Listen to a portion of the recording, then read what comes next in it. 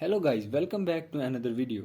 In this video I will show you how to fix RCPS3 crashing problem in your Windows on PC and laptop. So to fix this issue, follow every step as I am showing in this video. And do not forget to subscribe this channel and also press the bell icon for the latest upcoming videos. Hope so this will fix your problem and help you a lot.